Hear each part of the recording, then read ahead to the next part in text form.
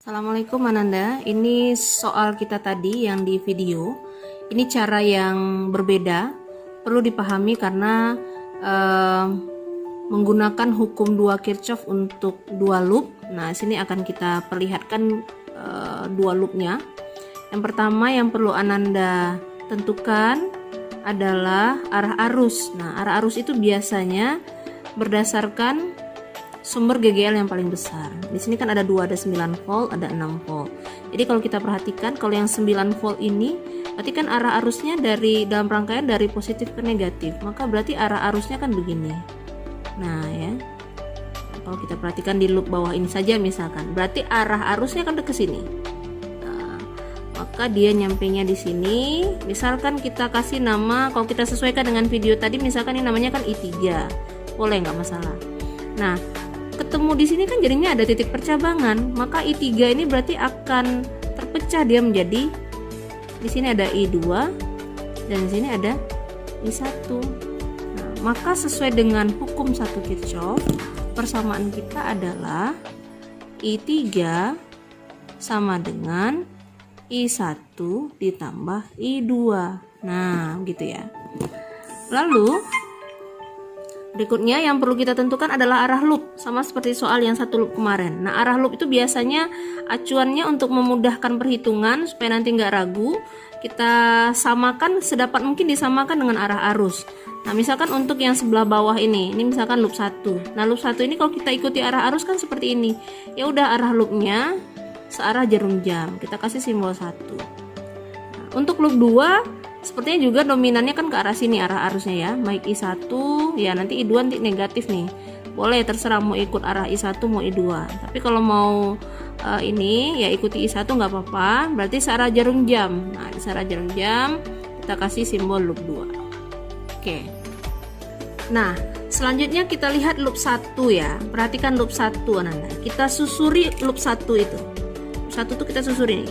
Nah, begitu kita masukkan ke persamaan hukum 2 Kirchhoff, maka kita akan temukan min 9 volt.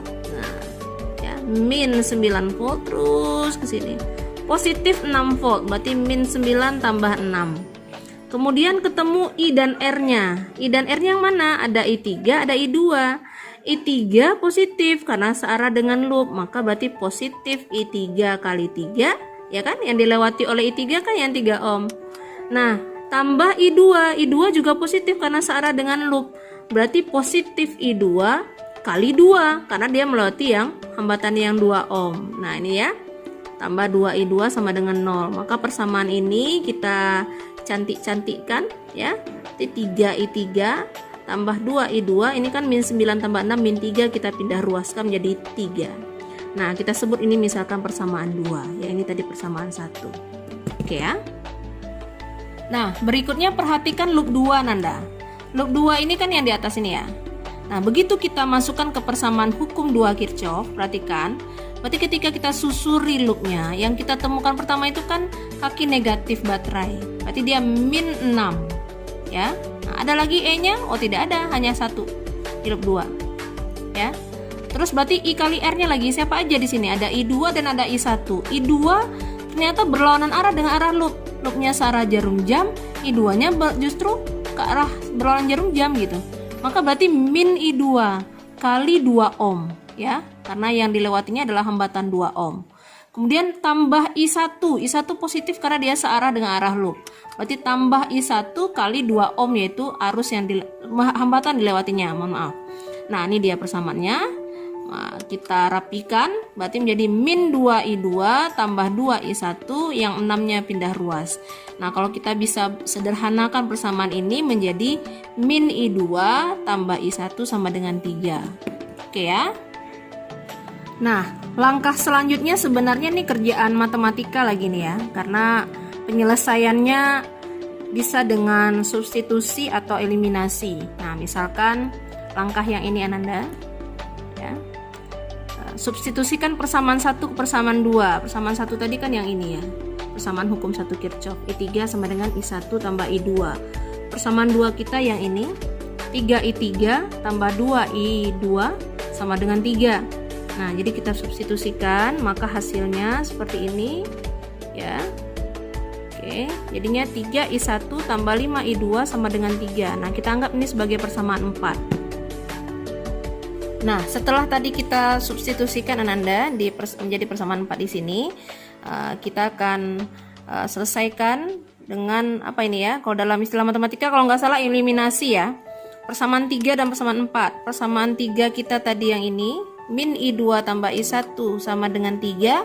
Persamaan 4 kita adalah 3I1 tambah 5I2 sama dengan 3. Karena kan yang ditanyakan dalam soal ini kan berapa I1. Maka berarti bagaimana caranya kita bisa menemukan I1 ya. Nah, maka kita gunakan persamaan-persamaan yang ada I1-nya. Ini I1, ini juga ada I1-nya. Nah, kita eliminasikan. Nah, ini kerjaan orang matematika ini. Ya.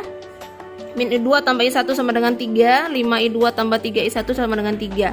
Nah, ini kali 5, ya ini kali 1. Nah, ini penyelesaiannya, maka kita perolehlah 0 ya, ini dijumlahin ya. Karena ini udah min 5I2, nih 5I2 supaya dia hilang, supaya ketemunya I1. Berarti ini 0 ditambah 8I1 sama dengan 18. Maka I1 18 per 8, I1 sama dengan 9 per 4 ampere. Berarti apa? Asumsi arah arus kita tadi sudah betul. Karena arus yang kita temukan itu nilainya positif ya, arahnya di sini ya. Berarti positif 9 per 4 ampere. Oke Ananda, mudah-mudahan paham ya nak ya. Terima kasih, tetap semangat belajar. Assalamualaikum warahmatullahi wabarakatuh.